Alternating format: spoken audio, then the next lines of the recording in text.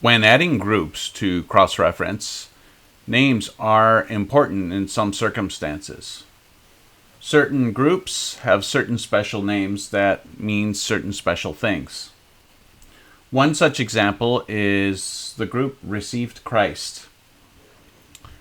To understand this, we have to look at summaries, and we'll take just a brief look at what summaries are. Summaries provide information by analyzing the database and giving you information summarized all together. That's why they're called summaries. And one such summary is called All Who Have Received Christ. Let's see if we could find it right there.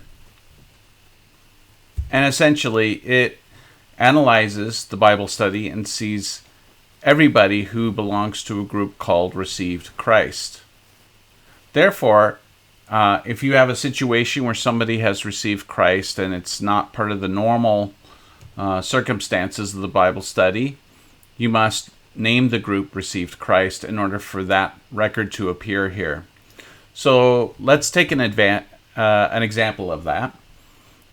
Say there's somebody who decides to come to a Bible study, a non-believer, but maybe they're curious, and they were invited by a friend, and they came, and they received Christ within the Bible study.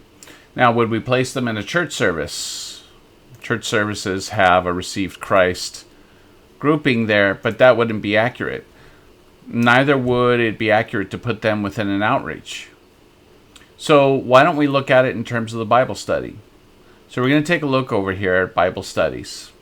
And since Received Christ would be somebody who actually was involved, somebody who came to the Bible study, then we'll put it underneath this group, Bible study involved.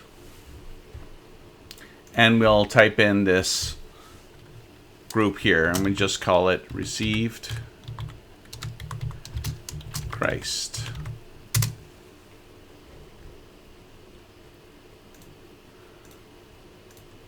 Now what we'll do here is we will drag a record here, and the person here is Benton Skursky.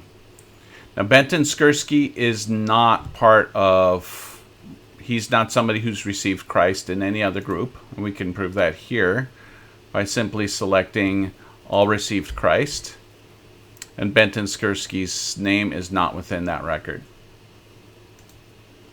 So we'll move Benton Skursky into Received Christ.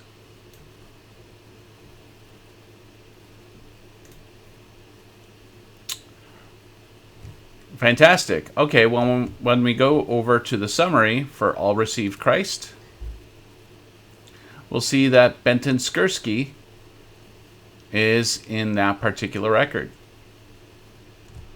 All right, so what if we change the name here from Received Christ? What if we just changed it to Received?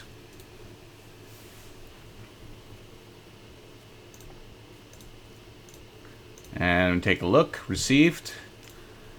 And then we go over to All Received Christ. And we see, again, Benton Skursky is not there.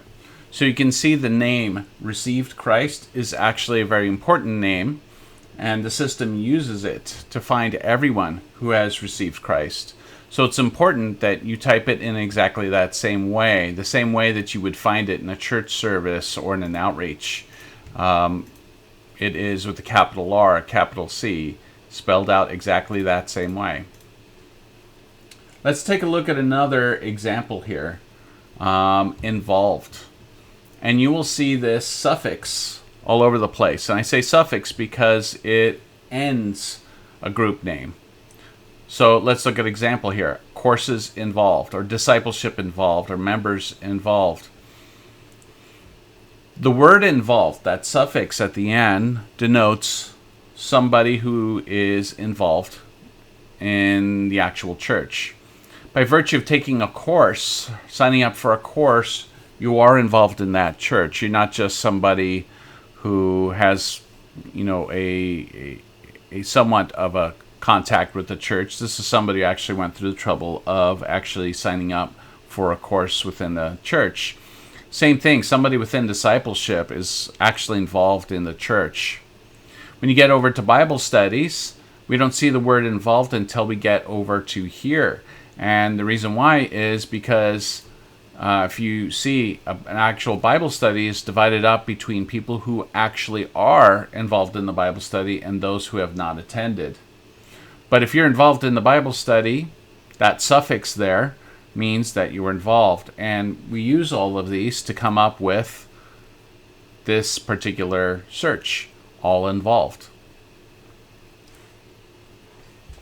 So it is important, if you're going to use an involvement group, that you actually use the word involved and the suffix towards the end of the group name, and to spell it that same way with a capital I. All right, let's take a look at a few other things. Another group is leaders.